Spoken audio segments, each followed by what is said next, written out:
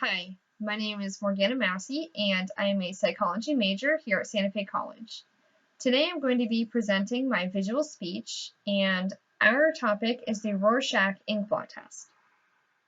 The Rorschach Inkblot Test is a projective personality test and can also be used to diagnose schizophrenia, anxiety, emotional disorders, and addictive behaviors. The Herman Rorschach test online website says that in the 1960s, the Rorschach test was the most widely used projective test in a national survey taken in the United States. Now, Jane Framingham and many more believe that Herman Rorschach may have gotten the idea of his inkblot test from a game that he played in his youth called Blotto, or Klexography. Now, Blotto is a game that is very similar to charades, but instead of using pictures, they used inkblots. The inkblot test consists of 10 slides, or 10 pictures. 5 of them are black and gray, 2 of them are red and black, and then the last 3 are multicolored pastels.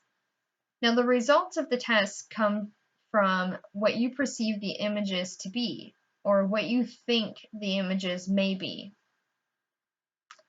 Now, D.H. Debate says that if the test subject interprets just only one, just one of the slides as being anything having to do with food, then the Exner's interpretation manual says that this individual is expected to exhibit more addictive behavior than usually expected.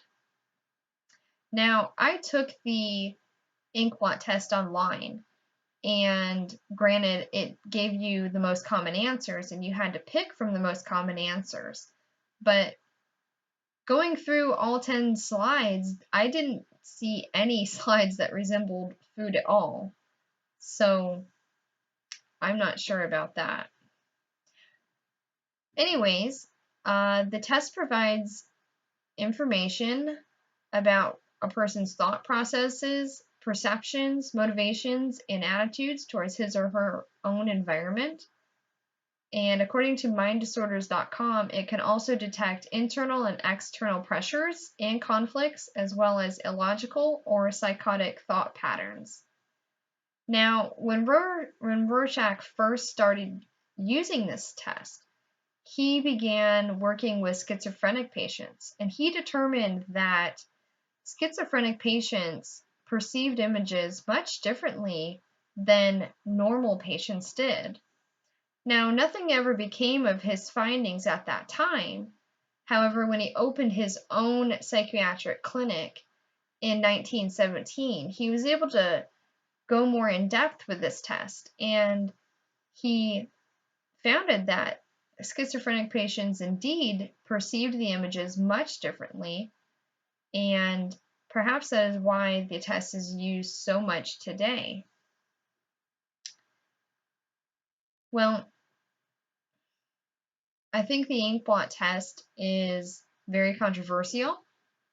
However, considering the fact that it became a test in early 1900s and is still used today in 2016, I think that means a lot for Rorschach and his test, because if something didn't work, or if the APA maybe thought that there was something wrong with the test, I highly doubt the test would still be around today.